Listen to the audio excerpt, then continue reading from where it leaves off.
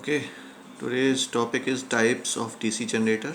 Now the MF required to establish the flux in the magnetic circuit of a DC generator can be obtained by means of permanent magnet. Second, field coils excited by some external source. It will be written as separately excited DC machine. Third one is field coils excited by the generator itself. It will be written as self-excited DC machines.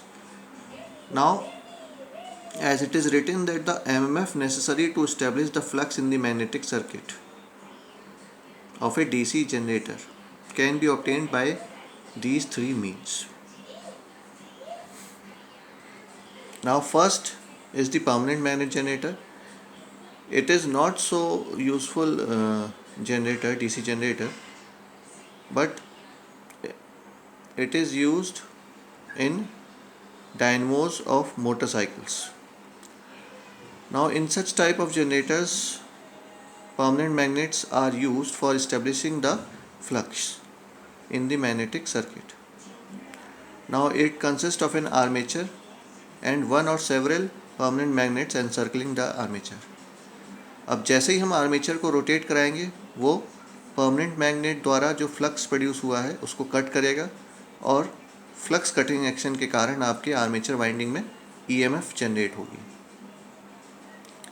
और जैसे ही आप external circuit को load connect करके complete करोगे ये armature उस load में current flow करा देगा।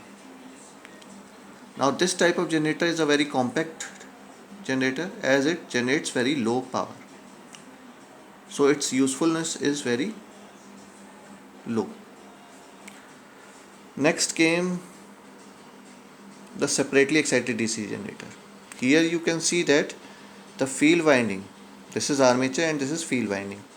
Now the armature winding is wound on this armature core. Now this field winding is excited by a separate source, separate DC source.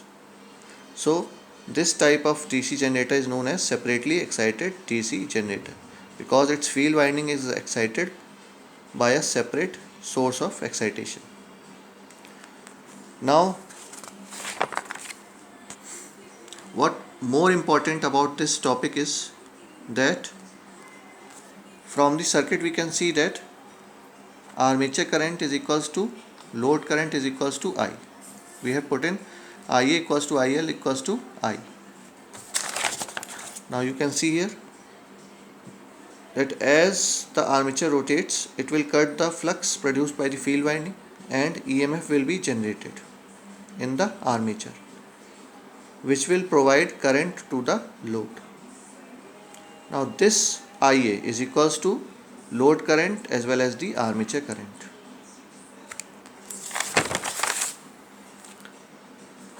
So from the circuit, by applying KVL in the circuit, in this circuit we will apply KVL. So we will move in the clockwise direction. First come the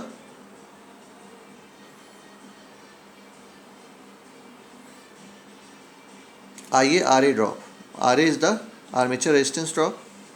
So armature resistance drop. So we are moving in the opposite direction to the current. So the armature resistance drop will be positive plus IARA and EG is in the opposite direction, that is positive negative. We are moving from positive to negative. So it will be minus EG.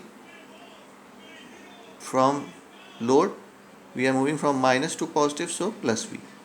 So it can be written as V equals to EG minus IA, I into RA. Now the power developed in the armature is EG into I and power delivered to the external load is PL equals to V into I.